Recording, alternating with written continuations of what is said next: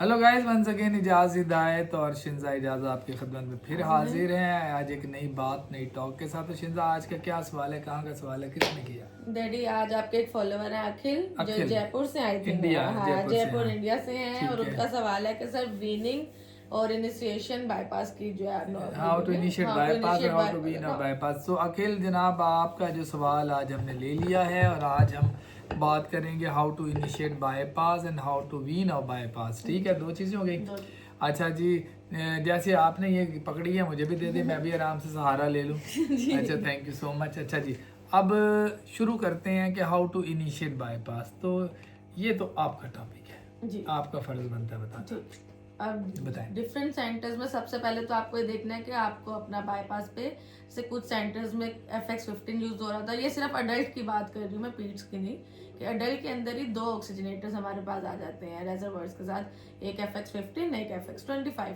तो आप सबसे पहले तो अपनी पेशेंट डिटेल्स चेक करते हैं। आप ऑक्सीजनेटर बॉडी सर्विस एरिया के हिसाब से सिलेक्ट करते हैं सादा लफ्ज़ों हाँ में। जी। ठीक है, दूसरा आपने सर उसको सिलेक्ट कर लिया, उसके बाद आपने अपना सर्किट को रेडी कर लिया। सर्किट रेडी करने के बाद जो हमारे कैनुला आपने चूज किया। पहले तो हम अपने सर्किट को रेडी करके रखेंगे ना। हाफ ठीक। प्राइमिंग हमने कर ली। प्राइमिंग के लिए जो मेजर चीज है वो आपको पता होना चाहिए कि आप एक रिंगर सोल्यूशन लेंगे, उससे आप अपना क्रिस्टलाइट से आप प्राइम कर लेंगे, हाफ प्राइम कर लेंगे। हाफ प्राइम कर लेंगे। ठीक है। आपने अच्छे से उसको हाफ प्राइम कर लिया।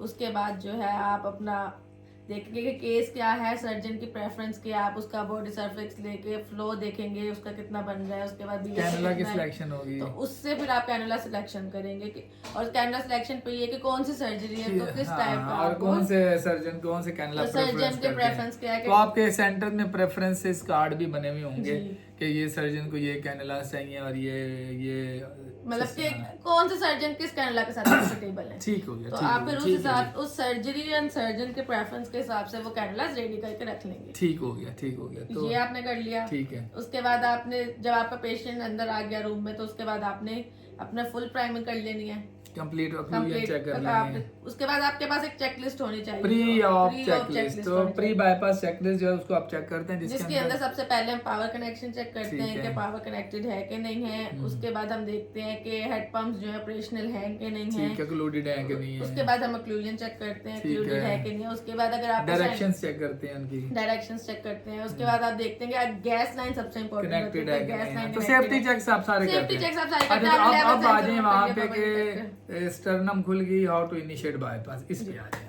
ठीक है। सो उसके बाद जो नेक्स्ट स्टेप है कि आपने सब कुछ कर लिया, आपका सर्जन ने आप कैनुलेशन करने और कैनुलेशन से पहले हमें क्या जरूरी चीज देखनी है, ये बात है। तो अब जब सर्जन कैनुलेशन पे जाने लगे हैं, और मेजर एक पॉइंट हम भूल गए कि हीटर कूलर भी आपने साथ कनेक्ट करना है। ठीक है।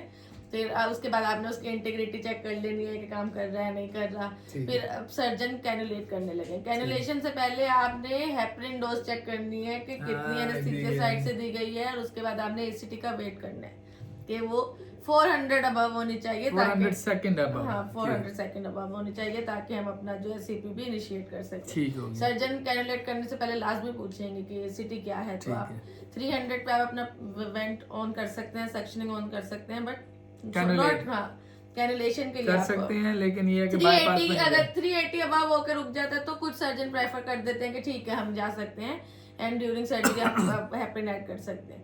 बट कुछ सर्जन्स का प्रोटोकॉल ऐसा होता है कि वो बोलते हैं कि नहीं हम ऑफ पंप कर लेंगे, बट अब अगर जैसे इंक्रीज नहीं हो रही उस केस में बता रही हूँ कि 400 वो एक लहरा टॉपिक है। अगर इंक्रीज नहीं हो रही तो फिर आपको देखना फैक्टर्स, कुछ 4 फैक्टर्स देखने पड़ते हैं, क्या है उसके, हो सकता है इंक्रीज नहीं हो रही, ट्यूबेट खराब है, एक्सपायर्ड है, आपके ड्रग डोज। तो ये फिर एक लहरा चैप्टर है जिसमें क्या क्या चीज। ठीक है। तो अगर एसीटी आपकी आ गई, आपकी 400 हो गई, ठीक है, तो फिर आपने तो उसके बाद जो है सर्जन कैनुलेट कर देंगे। आपसे कहेंगे एओर्टिक, सबसे पहले एओर्टिक कैनुलेशन ही होगी। ठीक है। एओर्टिक कैनुलेशन वो करेंगे एंड फिर सर्जन परफॉर्मेंस से कहेंगे कि कम अप, यानी तो आपने थोड़ा टुवर्ड्स द कैनुला, ताकि आप डी एयर करने के लिए कैनुला को और आपकी लाइन के बीच में डी एयरिंग, ताकि एयर ना चले, थोड़ा सा पंप चलाते हो, तो आप बिल्कुल ट्रिकलिंग कर रहे ट्रिकलिंग का आप हो। और या कुछ सर्जन ऊपर से ड्रिप से भी डलवा के ड्रॉपिंग करके कनेक्ट कर लेते हैं। ठीक हो गया। आज आप कनेक्शन हो गया, तो फिर आपने क्या देखना है? उसके बाद आपने जो है आपने क्या देखना है एज अ परफ्यूजनिस्ट? हमने अपने लाइन प्रेशर को मॉनिटर करना है, स्विंग चेक करनी है, स्विंग चेक करनी है और लाइन प्रेशर देखनी है। और स्विंग इसलिए चेक करनी है कि खुदा नखास्ता आपका कैनुला से कैनुला बॉल से ज्यादा स्टक फ्लूट नहीं तो नहीं आया, हो तो रहा। रॉन्ग लूमन में तो नहीं चला गया।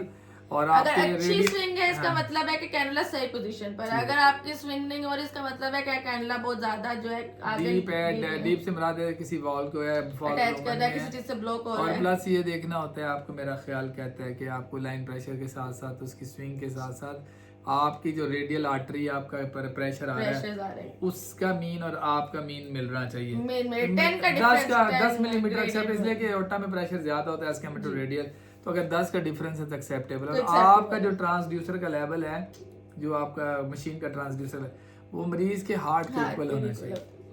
ठीक है, फिर ये तो आर्टिरियल कैनुलेशन हो गया। और आर्टिरियल कैनुला जब कैनुला डालते हैं तो दो जो टर्न दे के देख लें, 2 टर्न्स देके, एक तो आपका प्रेशर हाई होना चाहिए और उसके बाद वो ग्रेजुअली ड्रॉप होना चाहिए। इससे मतलब है कि पोजीशन ठीक है। अगर आपने 2 टर्न दी तो प्रेशर बहुत ऊपर वापस ही नहीं आ रहा है, मतलब कि आप कैनुला सही जो है सही पोजीशन में। बिल्कुल। एंड अगर बिल्कुल प्रेशर इंक्रीज ही नहीं हो रहा है, उसमें भी आके कोई रिसर्च चेक करें, आपको कोई पोर्ट तो नहीं खुली हुई। एग्जैक्टली, और बैक फ्लो तो नहीं आ रहा। ये चीजें आपको नोटिस करनी है। दूसरा, जब आपने ये कर लिया उसके बाद आपकी वीनस कैनुलेशन आ जाएगी। ठीक है। जब आपने वीनस कैनुलेशन करनी है तो उस टाइम सर्जन कैनुलेट करने के बाद बोलेंगे कि गो ऑन पंप। आपने अपना कैनुला, क्योंकि लाइन हमारी क्लैंप होती है, वीनस लाइन हमारी क्लैंप होती है।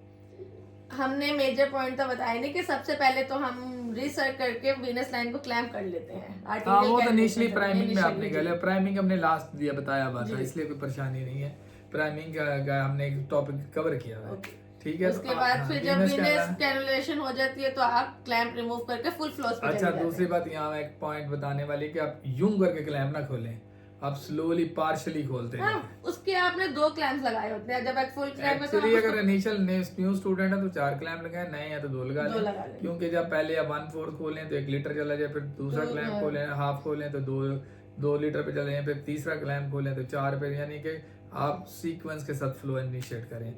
वंस से आपका बाईपास इनिशिएट हो जाए तो आपके पहले 5 मिनट के बाद आप उसकी ब्लड गैस चेक कर लें, एसीटी चेक करें। और एसीटी नॉर्मली हम एज ए परफ्यूजनिस्ट क्या करते हैं, पहली डोज ऑफ कार्डियोप्लीजिया के बाद ही देखते हैं। कुछ लोग मैनिटोल प्राइमिंग में डालते हैं, मैं हमेशा mannitol after first dose of plegia के बाद देता हूँ, क्योंकि सडनली प्लीजिया का जो प्रेशर ड्रॉप होना प्लस मैनिटोल से आपके प्रेशर हाइपो में जाते हैं, तो I am avoid to give mannitol in the priming. मैं पहले प्लीजिया डोज के बाद देता हूँ। तो फिर आप ब्लड गैसेस चेक करते हैं, पैरामीटर्स चेक करते हैं। ये तो हाउ टू इनिशिएट, आप बाईपास इनिशिएट कर लिया, अब वीन ऑफ करने का सेकंड ऑप्शन था। अब वीन ऑफ करने के लिए भी क्या क्या हमें चीजें देखनी है। सबसे पहले तो आपको अपनी एबीजीज वीन, आपको पता है कि सर्जन के स्टेप जो है लास्ट बिल्कुल चल रहे हैं, तो उस टाइम आप सबसे पहले तो आपने टेम्परेचर देखना है कि वो तो रिवॉर्मिंग सर्जन आपसे कहेंगे कि रिवॉर्मिंग स्टार्ट कर दें। इसका मतलब जब क्लैंप ऑफ हो जाएगा उसकी थोड़ी देर बाद ही सर्जन आपको बता दें, क्लैंप ऑफ होने से पहले वो आपको कह देंगे कि रिवॉर्मिंग स्टार्ट कर, तो आप टेम्परेचर वापस ग्रेजुअली इंक्रीज कर लेंगे 37। ठीक है, आपने टेम्परेचर इंक्रीज कर लिया, उसके बाद क्लैंप रिलीज हो गया, आपका क्रॉस क्लैंप ऑफ हो चुका है। ब्लड गैसेस, उसके बाद आप blood gases check, blood gases में क्या क्या देखना होता है आपको? ब्लड गैसेस में आपको पोटेशियम देखना होता है, ये देखना होता है, पीएच लेवल देखना है, पीसीओ2 देखना है, PO2 देखना है, मतलब पूरी आपको सही देखनी है कि सोडियम क्लोराइड, कैल्शियम, हर चीज आपको लैक्टेट ना बढ़ा हुआ हो, आपके मरीज की जो यूरिन आउटपुट सही आ रही है, और उसके बाद पैरामीटर स्टेबल है पेशेंट के, कोई खुदा न खास्ता भी एक्सट्रीम एसिडोटिक या एल्कलोटिक ना हुआ हो, तो ये सारी चीजें आप जो एज अ परफ्यूजनल स्टूडेंट्स देख रहे हैं उनको पता ही होगा कि हम कैसे। तो जब आपकी ब्लड गैस नॉर्मल है, यूरिन आउटपुट ठीक है, पेशेंट का कोई एसिडोसिस नहीं है, तो you are ready to come off from the bypass. तो बाईपास ऑफ करने से पहले जो मेजर चीज आपको देखनी है वो एनेस्थीसिया की तरफ से आप क्या स्टार्ट करवाते हो? प्रोटामिन स्टार्ट करवाते हैं, वेंटिलेटर स्टार्ट करते हैं। प्रोटामिन तो जब वीन ऑफ करेंगे जब देंगे ना, तो वेंटिलेटर से चलाएंगे ताकि आप अब वीन ऑफ करने जा रहे हो, तो ताकि आपकी वीन ऑफ हो मशीन, तो आपको उधर से एनेस्थीसिया से श्योर करें कि वेंटिलेशन और नॉट कमोमन ये कर रहा है, तो वहाँ से वेंटिलेटर नहीं ऑफ, आप इधर से ऑफ कर देते हैं, मरीज कोलैप्स कर जाएगा।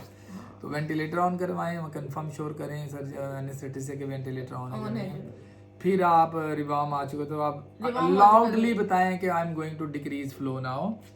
तो फिर आप स्लोली पहले बोलें कि my flow is 4 litre, I am going to drop to 3 litre, और साथ ही आप लाइन वीनस लाइन थोड़ी सी क्लूड कर लें, 1/4 क्लूड कर लें।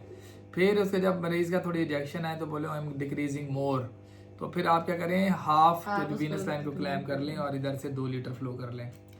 फिर जब रिजेक्शन आ रही है, मरीज स्टेबल है, तो फिर बोले आई एम गोइंग डिक्रीजिंग मोर, तो आप 3/4 यानी 3/4 लाइन को क्लैम कर लें वीनस को, और इधर से फ्लो को 1 लीटर कर लें। और जब मरीज स्टेबल है, सीवीपी सही है, तो फिर आप कंप्लेंट करें और बाइप करें और पर्ज लाइन को बंद कर दें। तो ये है how to wean out from the bypass. और उसके बाद इफ पेशेंट नीडेड तो आपके पास जो वॉल्यूम है उसको स्लोली ट्रांसफ्यूज करें। और जब वॉल्यूम ट्रांसफ्यूज करें उसके बाद जब वो पहला सर्जन क्या करेगा, पहला वीनस कैनुला निकालेगा, उसमें तकरीबन आपको 300 ml वॉल्यूम मिल जाएगा, मिलेगा। प्रोटोमिन जब वो स्टार्ट करे तो साथ ही आप उन्हें बोले कि मेरे पास वॉल्यूम है, आप स्लोली देना करें एनेस्थीसिया को कोऑर्डिनेशन के साथ। और अगर आपकी सीवीपी हायर है तो उसे बोले मरीज को थोड़ा डायलेट कर दें, वो हेड डाउन थोड़ा कर देता है, हेड अप कर देता है, सॉरी। अच्छा, उसके बाद जब आपकी प्रोटोमिन 30% हो गई है तो कोशिश करें कि आप अपने पंप सकर्स ऑफ कर दें, बता दें कि I will not going to run pump sucker, क्योंकि there is a chance of clots the oxygenator, ठीक है।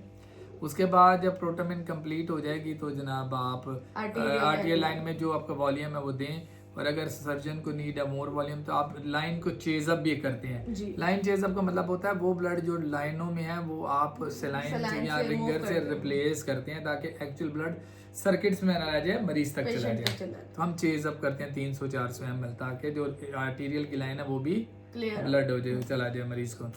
तो ये है तरीके का how to wean out from the bypass. तो अगर फिर भी आपके कोई सवाल हो तो हमें बताएं, हम जवाब देंगे।